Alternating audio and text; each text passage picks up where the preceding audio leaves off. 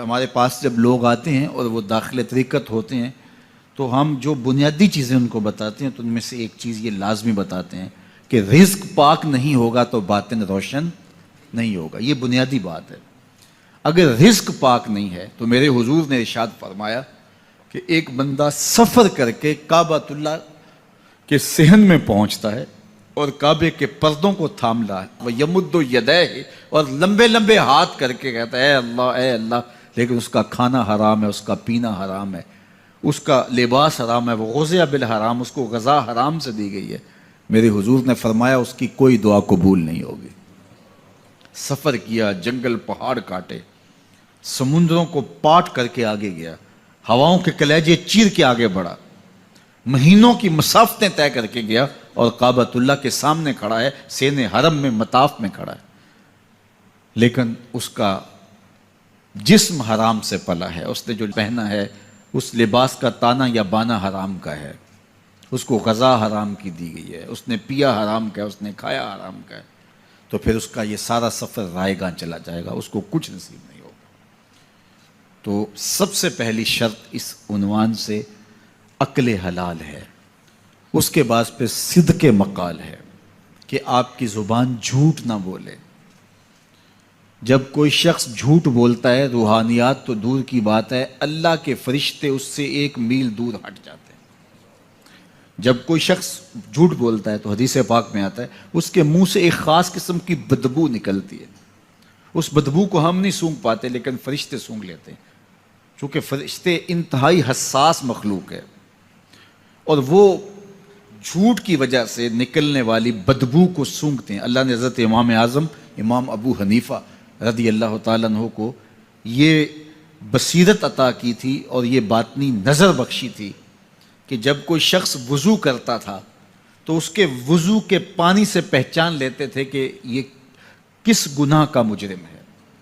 جب بندہ وضو کرتا ہے تو وضو سے ہاتھوں کے گناہ جھڑتے ہیں, منہ کے گناہ جھڑتے ہیں, تو وہ وضو کے پانی سے اس بات کو محسوس کرتے تھے.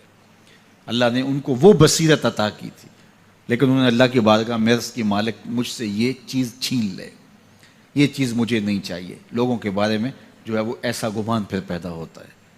تو فرشتوں کو اللہ نے وہ حساس جو ہے وہ پاکیزہ وجود دیا, اور ان کی حس ایسی ہے کہ وہ بدبو جو انسان بولتا ہے اور لفظوں سے جو اثرات نکلتے ہیں وہ محسوس کرتے ہیں. تو جب کوئی شخص جھوٹ بولتا ہے تو اس کے جسم سے, اس کی زبان سے جھوٹ کے ساتھ بدبو نکلتی ہے. اللہ کے فرشتے 1 میل دور تک پیچھے ہٹ جاتے ہیں.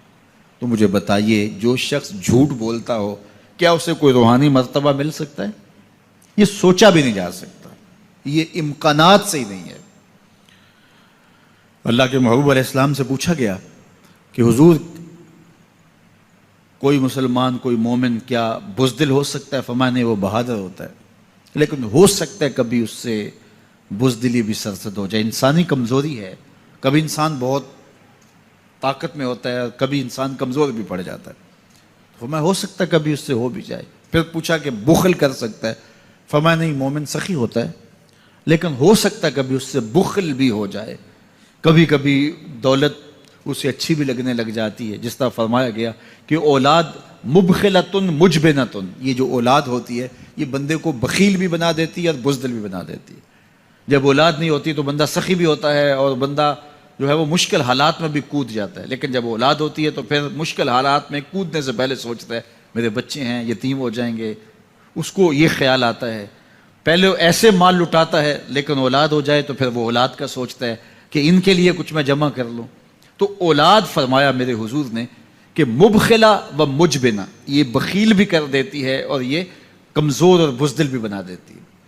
تو مومن ہوتا بہادر ہے, لیکن ہو سکتا ہے کبھی اس سے بزدلی بھی ہو جائے. مومن سخی ہوتا ہے لیکن کبھی ہو سکتا ہے اس سے بخل بھی ہو جائے. لیکن تیسرا سوال حضور سے پوچھا گیا کہ مومن جھوٹا ہو سکتا ہے؟ تو اس پہ 2 ٹوک کہا, نہیں جھوٹا نہیں ہو سکتا. یہ نہیں ہو سکتا کہ مومن ہو اور جھوٹا ہو, وہ سچ بولنے والا ہوگا. تو عقل حلال اور صدق مقال, یہ 2 خوبیاں جو ہیں یہ اہل اللہ کا طرائے امتیاز ہے, اور یہ مجھے اور آپ کو اختیار کرنی چاہیے. حضرت خلیل اللہ جب وادی غیر ذی زرع میں سیدہ ہاجرہ اور ان کے معصوم نو نہال کو چھوڑ کر کے جانے لگے. ایسی وادی جہاں حیوانی وجود بھی نہیں تھا، نباتات بھی نہیں پائے جاتے تھے، پانی کا ایک قطرہ بھی دستیاب نہیں تھا، کالے سیاہ مہیب پہاڑ جیسے فولاد پگھلا کے ڈال دیا ہو، وہ وادی جہاں دن کو بھی خوف آئے، وہاں حضرت ہاجرہ نے راتیں بھی گزاری. کتنا دردناک لمحہ تھا. جب سحری کا وقت ہوا، حضرت خلیل اللہ دعائیں دے کے رخصت ہونے لگے. حضرت ہاجرہ سلام اللہ نے آگے بڑھ کے اپنے شوہر نامدار کا دامن پکڑ لیا.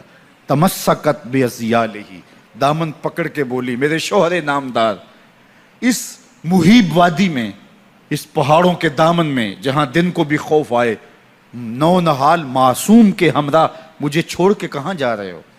حضرت خلیل اللہ نے کوئی جواب نہیں دیا.